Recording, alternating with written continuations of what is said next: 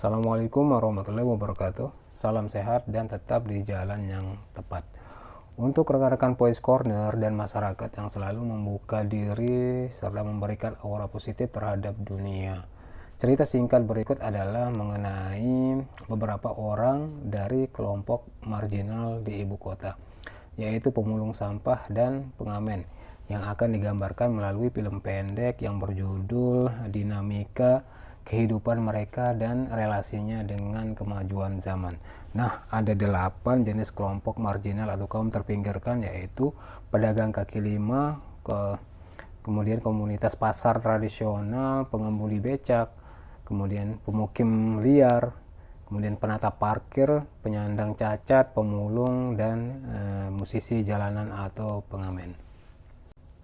Untuk itu rekan-rekan, agar lebih memaknai dan mengambil suatu pelajaran baik moral maupun sosial, mari saksikan dan tonton realita film pendek yang berjudul Dinamika Kehidupan Kaum Marginal di Ibu Kota, Jakarta.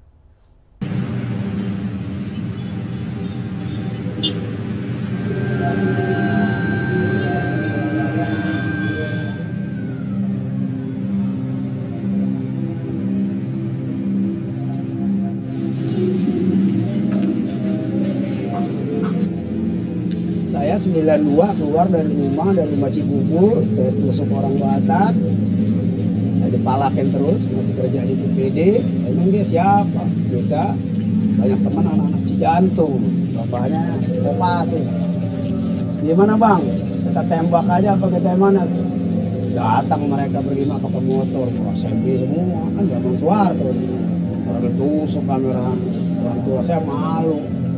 Jual rumah saya pergi sampai sekarang sampai orang tua saya meninggal saya nggak tahu. Nah, akhirnya saya kena 368 pemerasan sama penganiayaan 11351 bawa saja kena tuh 4 tahun. Ya udah jalanin bebasnya Cirebon di Palimanan.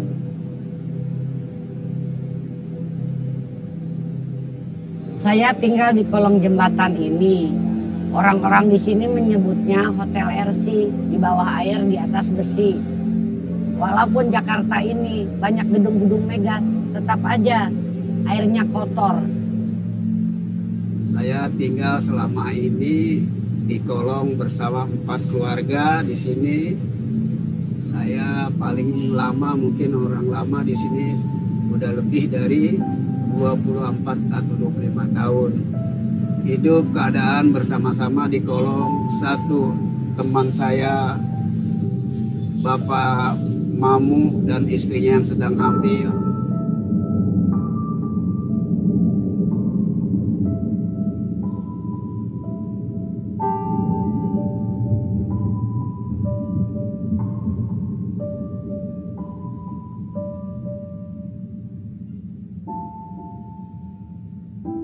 Saya bekerja sebagai penyerok di kali, sedangkan suami saya mengais rezeki di sampah. Beginilah kehidupan saya. Kalau sehari tidak nyerok, mungkin saya tidak akan makan. Ya, namanya juga hidup di kolong jembatan. Kadang-kadang rame, kadang-kadang sepi, sampah yang orang buang. Dan inilah sampah-sampah saya, sampah-sampah di kali yang begitu banyaknya.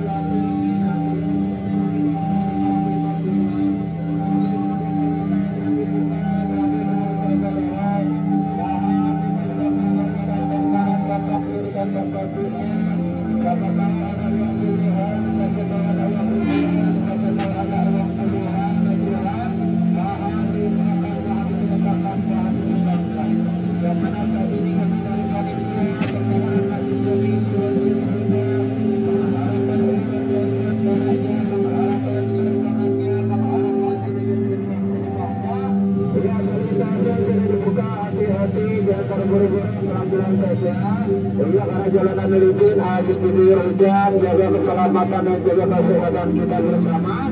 Ingat ada orang tua, anak, keluarga dan istri menunggu kita di rumah. Tanpa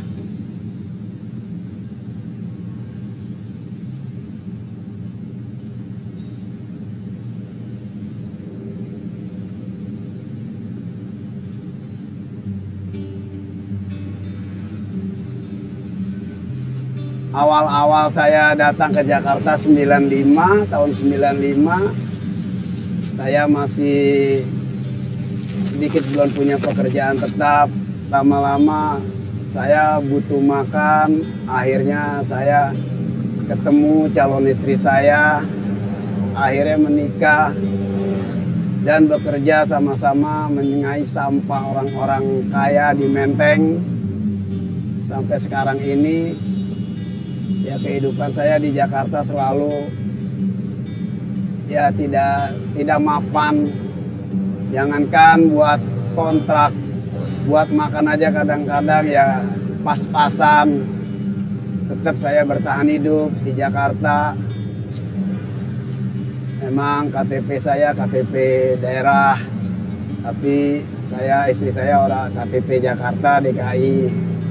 Akhirnya saya bersama istri saya tinggal bersama di mana saya tinggal karena untuk membayar kontrakan tidak mampu.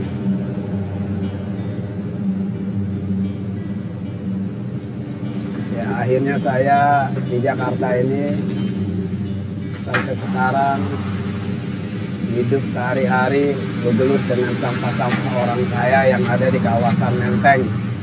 Sampai sekarang ini saya hidup di Jakarta selalu ditemani anak dan istri saya.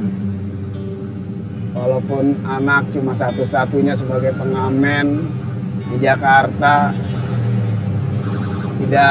tidak pernah pendidikannya tinggi, cuma sampai SMP. Kemampuan saya sebagai orang tua menyekolahkan anak. Pertama saya datang dari Sukabumi ke Jakarta ikut orang tua saya. Tapi setelah orang tua saya tiada, langsung saya keluar dari rumah yang saya tinggali. Saya tinggal di kolong jembatan. Setelah saya di kolong jembatan, usia saya makin lama semakin tua. Langsung saya mencari pekerjaan. Ternyata tidak ada orang yang mau menerima saya sebagai pembantu. Akhirnya beginilah saya jadi pemulung hidup saya. Dari gedung ke gedung saya mulung-mulung, apa yang ada saya pulung.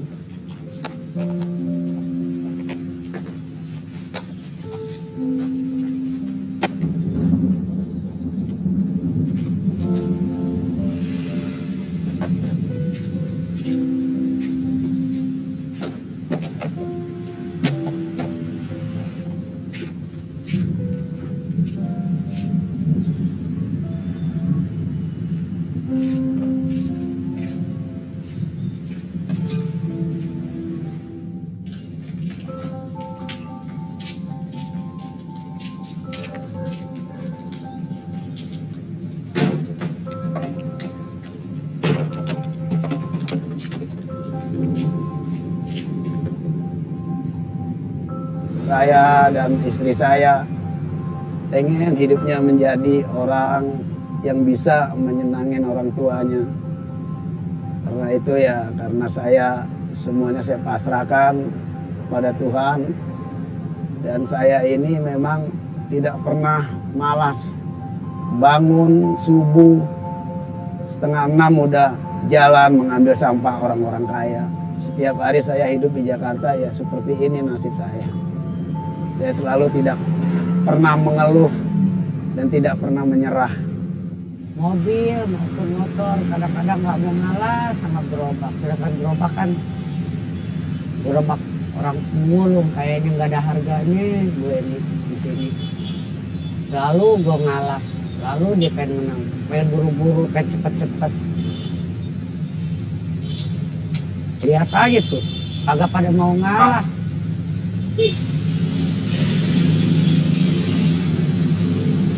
Oke, ya jalan lagi.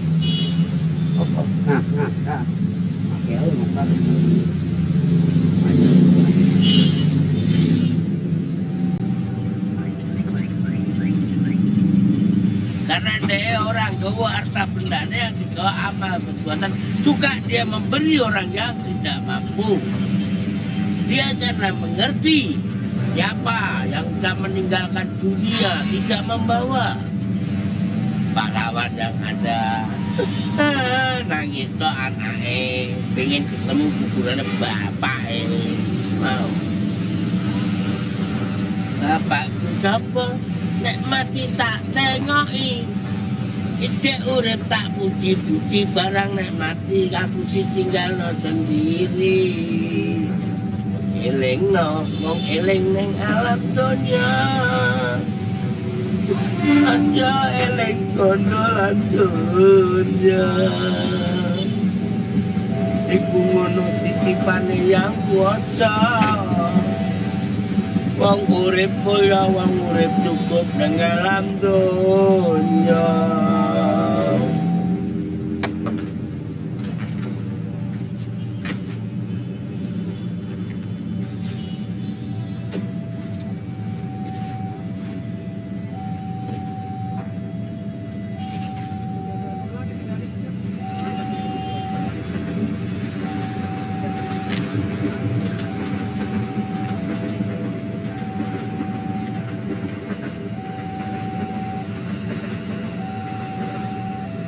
Gue anak Pak Sugeng, tinggal gue di kolong jembatan.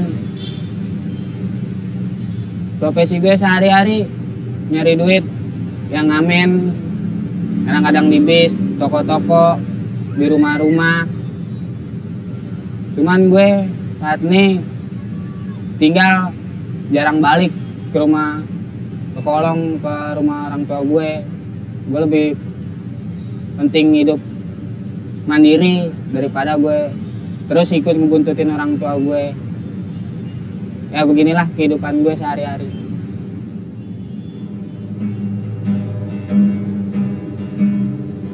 Sinar matamu tajam namun ragu, kokoh sayapmu semua tahu, tegap tubuhmu takkan tergoyahkan, kuat jarimu kala mencengkram, bermacam suku yang berbeda bersatu dalam cengkrammu. Angin genit mengelus merah putihku, berkibar sedikit malu-malu. Pulau-pulau yang berpencar, kita dapat rezeki buat ternak makan. bersatu dalam kibarmu. Mentari pagi sudah membumbung tinggi, bangunlah putra putri ibu pertiwi. Mari mandi dan gosok gigi, setelah itu kita berjanji. Pagi-pagi esok hari atau lusa nanti, Garuda bukan burung perkutut, sang saka bukan sandang pembalut. Dan coba kau dengarkan, Pancasila itu bukanlah rumus kodrat buntu yang hanya berisi harapan, yang hanya berisi hayalan. Apa tuntutan kelompok-kelompok dari kaum marginal atau terpinggirkan ini? Kelompok marginal di ibu kota percaya bahwa dalam banyak kasus mereka dimarginalkan oleh kondisi struktural yang membuat mereka tak mampu menemukan kerja dan sedikit harapan untuk meningkatkan gaya hidup atau status mereka. Jika kami miskin, itu karena kami dibuat miskin, sehingga istilah yang tepat atau bijak adalah bahwa mereka dipinggirkan. Nah, istilah miskin merendahkan martabat, sedangkan istilah terpinggirkan secara politik lebih punya makna. Klarifikasi atas istilah siapa kelompok marginal itu. Tidak ada definisi tunggal tentang siapa kelompok yang terpinggirkan. Lazim diasumsikan bahwa mereka yang tergolong kelompok terpinggirkan atau marginal adalah mereka yang miskin. Namun terpinggirkan dan miskin tidak serta-merta sama.